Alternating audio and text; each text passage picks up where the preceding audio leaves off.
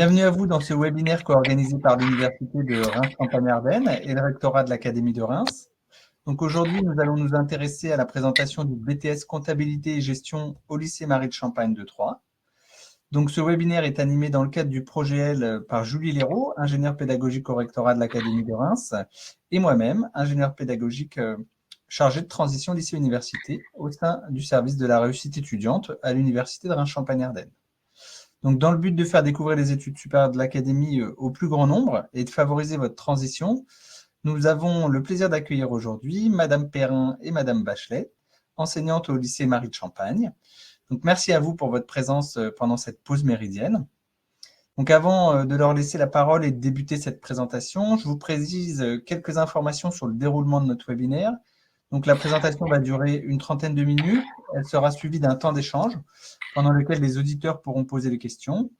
Donc pour cela, vous pouvez utiliser le fil de discussion publique en haut à gauche de votre écran et nous pourrons débuter le temps d'échange avec des questions déjà formulées. Donc je laisse désormais la parole à nos invités. Merci d'avance pour votre Bonjour à présentation. tous et merci à vous. Donc, nous allons vous présenter le BTS Comptabilité Gestion qui se déroule au lycée Marie de Champagne à Troyes. Donc, en ce qui concerne le BTS Comptabilité Gestion, comme dans tous les BTS, vous avez de la culture générale, de l'anglais, des maths et de la culture économique, juridique et managériale. Dans ce BTS Comptabilité Gestion, il n'y a qu'une seule langue, l'anglais, comme vous le voyez à l'écran. On ne propose pas de deuxième langue. Donc ça, c'est important aussi. Ensuite, vous avez des processus 1, 2, 3, 4, 5, 6, 7. Donc, ce sont des processus comptables, donc dans lesquels, vous voyez, les volumes horaires, le volume horaire est très important. C'est-à-dire que dans les processus 1, 2, 3 et 4, on voit les élèves une bonne dizaine d'heures et ce sont les processus cœur de métier, c'est-à-dire les processus qui seront évalués à l'oral et à l'écrit. Donc, vous avez le premier processus qui concerne toutes les opérations courantes, enregistrement de factures, etc. Le processus 2, ce sont des écritures comptables qui se font au moment de l'inventaire une fois par an. Et puis, vous avez le processus fiscal qui concerne toutes les règles fiscales, les enregistrements liés à la fiscalité. Et dans le processus 4, c'est tout ce qui concerne les règles sociales, l'enregistrement des payes, etc. Ensuite, vous avez les processus 5, 6 qui, eux, ne sont évalués qu'à l'oral et qui concernent les prévisions et de l'analyse financière. Et puis, vous avez tout en bas le processus 7 qui, lui, concerne l'informatique et qui est présent dans tous les processus.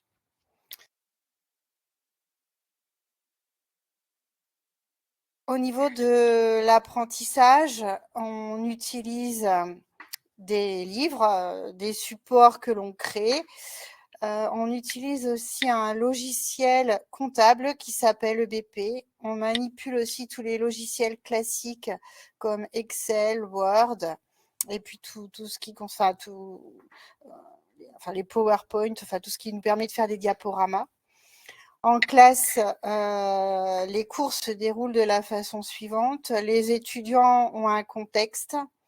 Ils ont des fiches ressources et des questions. Et à l'aide des fiches ressources, les étudiants doivent essayer de répondre aux questions comme en entreprise, en fait. En entreprise, ils ont un problème à régler, ils ont de la documentation et doivent pouvoir, en autonomie, résoudre les problèmes. Donc, c'est un petit peu la façon de procéder dans ce BTS.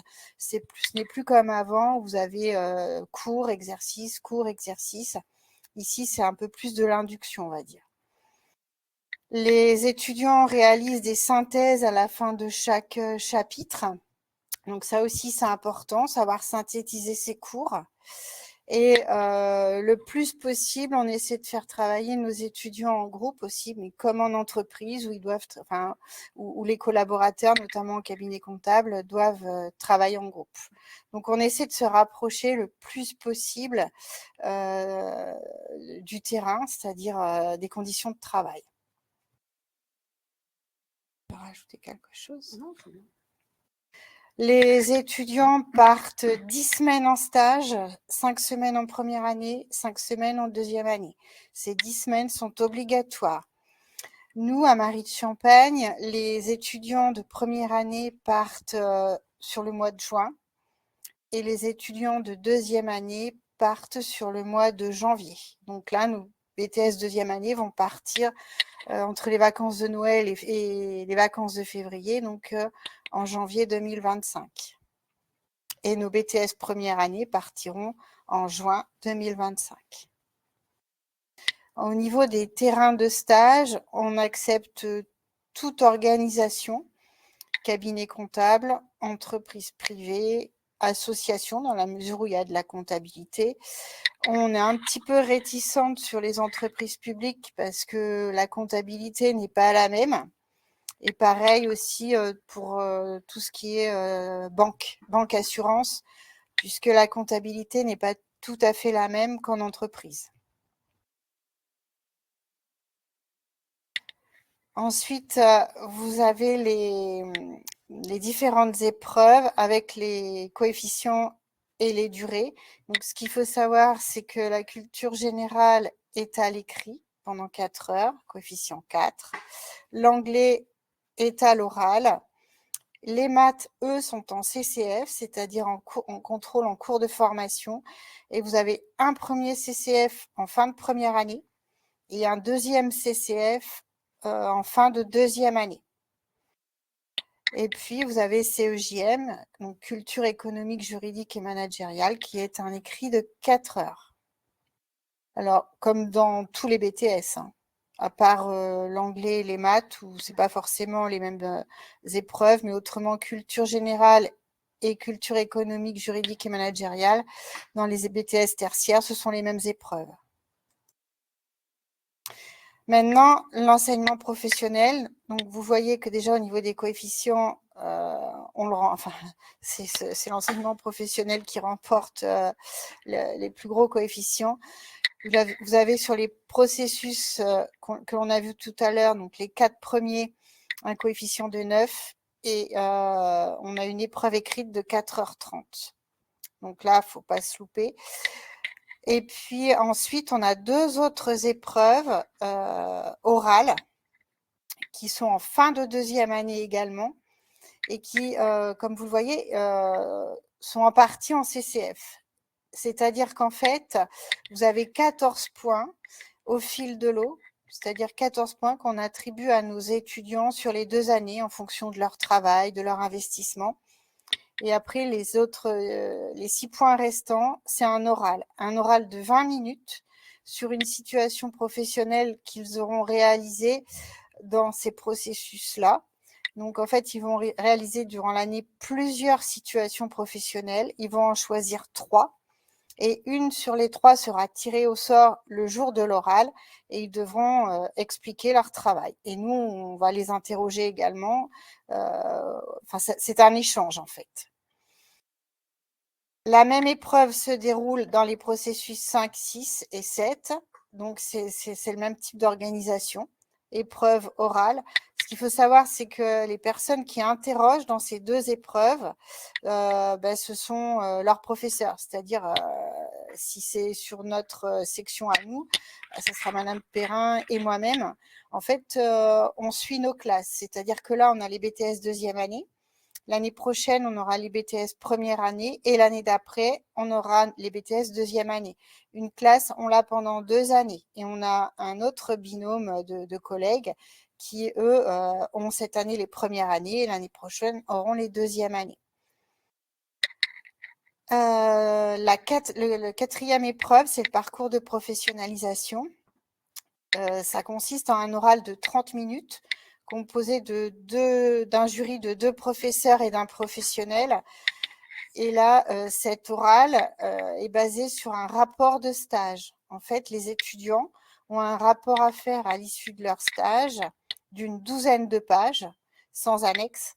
Et les élèves doivent présenter leur rapport de stage. Et puis, ils sont interrogés sur leur rapport de stage. Et puis, il y a une autre partie qui s'appelle parcours de professionnalisation, où on interroge les élèves un petit peu sur ce qu'ils veulent faire par la suite et pourquoi. Voilà, on les oblige un petit peu à s'interroger sur leur poursuite de projet de vie, en fait. Pourquoi se diriger vers un BTS comptable? Et déjà, il faut avoir envie de poursuivre ses études pendant au moins 2 ans. C'est un BTS qui demande beaucoup de rigueur.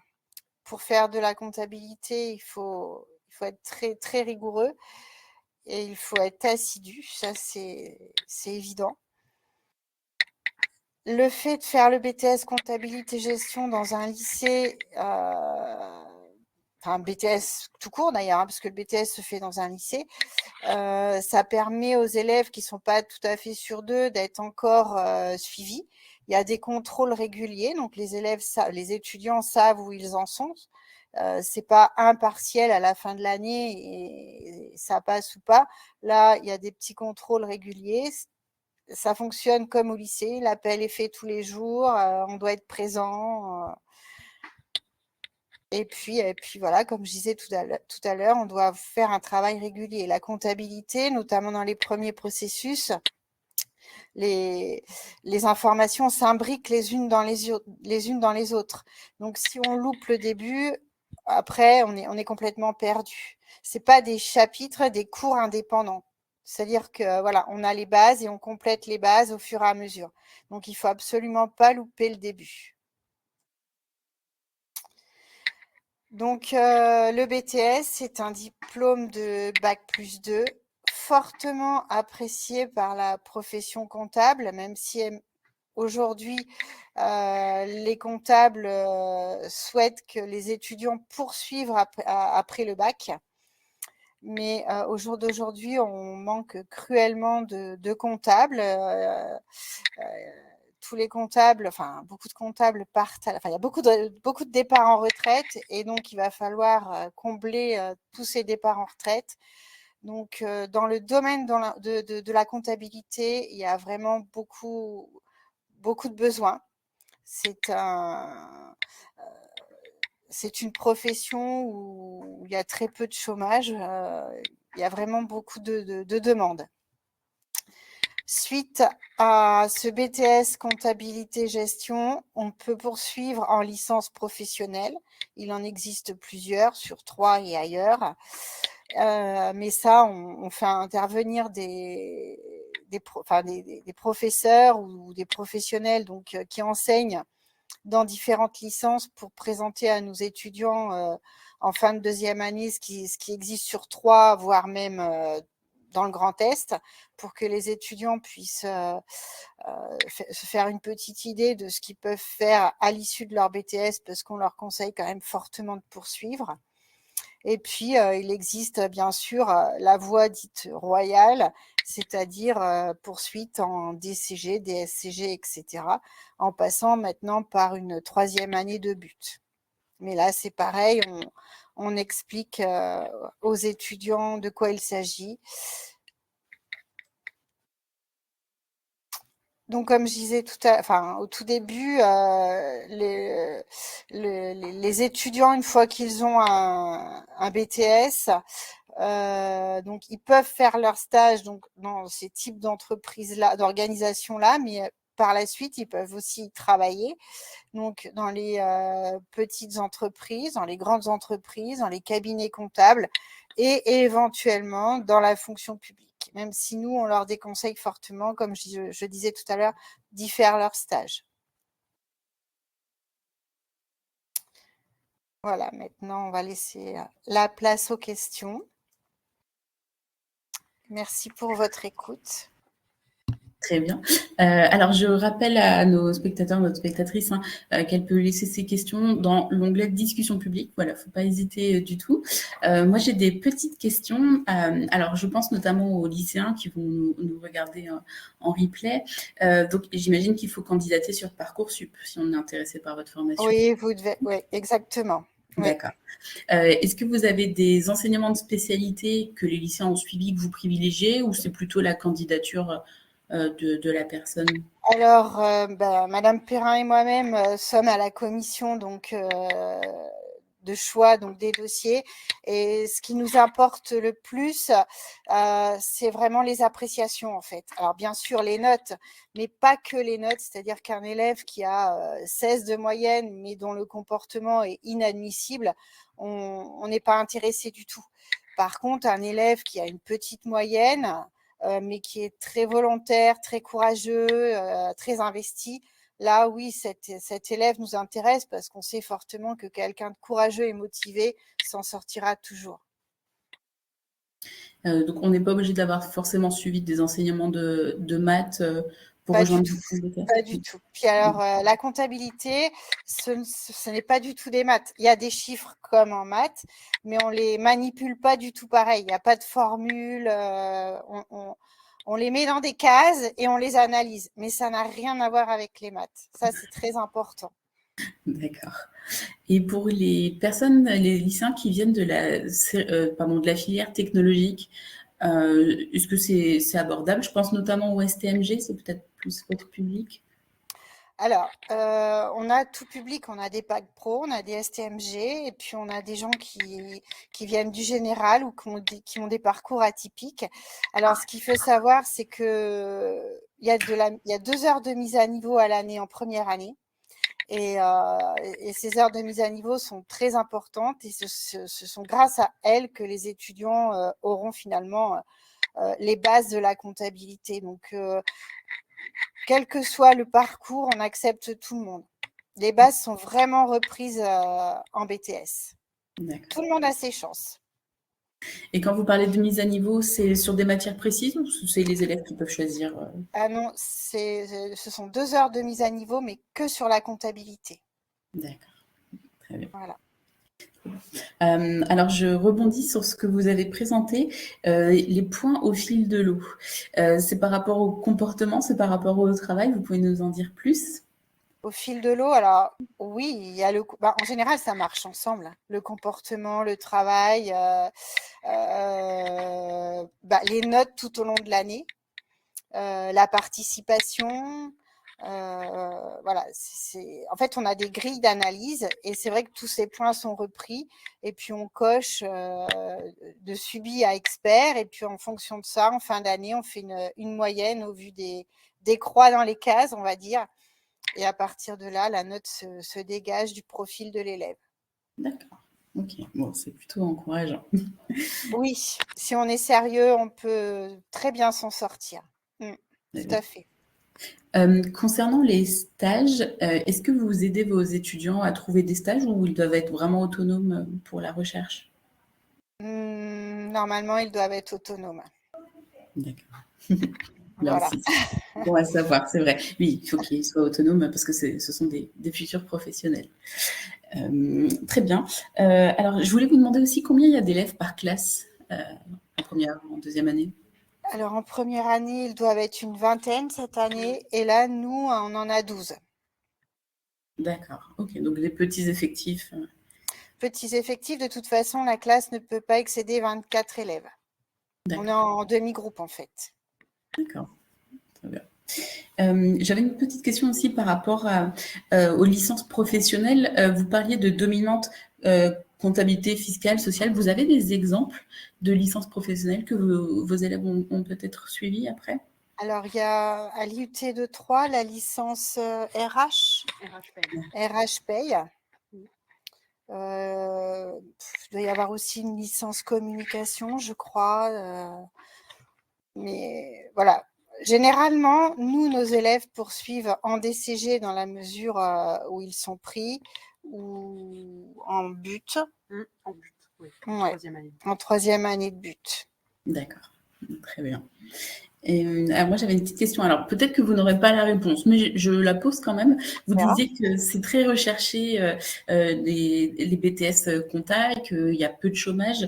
Est-ce que vous auriez une idée du salaire moyen en début de carrière quand on a un BTS compta gestion? Le salaire moyen quand on débute en BTS compta, c'est le SMIC. On est aide comptable, donc on est voilà, on démarre à la base. Mais voilà, après il y a les possibilités de progresser en interne ou bien en poursuivant ses études, mais il y a du travail. Alors c'est vrai qu'au départ, faut se contenter du minimum, mais il y a du travail. D'accord. Et on peut progresser. Ok. Et il y a possibilité de reprendre des études éventuellement. Bien sûr, bien sûr. Puis il y a l'alternance aussi. Hein. Les poursuites d'études, d'ailleurs, après le BTS, se poursuivent pour la plupart en alternance. Et d'ailleurs, nous, on conseille nos jeunes de poursuivre en alternance parce que l'expérience professionnelle dans ce domaine est très importante. Nous, en fait, on apprend les bases, mais on est complètement décalé avec la réalité parce que tout est automatisé et nous, ce qu'on fait à l'école, au final, ne se fait plus en entreprise. Mais les élèves sont obligés d'avoir ces bases pour pouvoir comprendre leur travail en entreprise. Mais c'est vrai qu'on est vraiment décalé par rapport au monde du travail, ça c'est sûr. Mais les bases, c'est obligé de les acquérir. C'est comme en musique, c'est comme dans tout. On est obligé d'avoir les bases pour pouvoir faire du bon travail. Très bien. Et donc, j'avais une dernière question. Est-ce que vous organisez des portes ouvertes en 2020? Oui, les portes ouvertes. Alors, on en a une le 22 mars et une fin janvier, je dirais le 20 ou 25 janvier. Le dernier samedi de janvier. Oui, dernier samedi de janvier. Très bien. Et j'imagine que vous serez au FAE de Troyes, qui est en janvier. Oui, c'est ça. Alors, Madame Perrin, vendredi matin, je crois, et moi, jeudi après-midi. Mais le lycée sera présent de toute façon sur la plage prévue. Très bien. Écoutez, je n'ai pas d'autres questions. Il n'y a pas de questions dans le chat. Donc, je vais laisser Camille conclure. À toi, Camille. Eh bien, merci pour cette présentation. Donc, je vous remercie, Madame Perrin et Madame Bachelet, donc, pour votre présentation claire et concise. Merci aux spectateurs de nous avoir suivis donc, pendant cette heure. Je vous rappelle que vous pouvez retrouver l'ensemble de la programmation de nos webinaires et de nombreuses ressources sur le site univ-reims.fr dans la rubrique orientation et insertion. Donc, je vous mets un lien court dans le chat si vous souhaitez. Comme ça, vous pourrez retrouver toutes nos ressources. Je le mets dans la discussion publique. Voilà. Très bien, c'est fait. Et donc oui, effectivement, je vous rappelle que le FAE de Troyes, c'est le 9 et le 10 janvier. Donc vous pourrez retrouver cette formation. Et puis à l'université aussi, nous avons donc les portes ouvertes. La journée porte ouverte, qui est le samedi 1er février. Et un événement à pas manquer, c'est du 10 au 14 février, un jour à l'université. Donc c'est un dispositif d'immersion en temps hors temps scolaire. Donc vous pouvez vous inscrire dès le début janvier, voilà, pour venir découvrir un petit peu ce que c'est que l'université. Je vous souhaite à tous une bonne continuation et au revoir et à de vous retrouver en ligne ou sur les campus de l'URCA. Au revoir. Au revoir.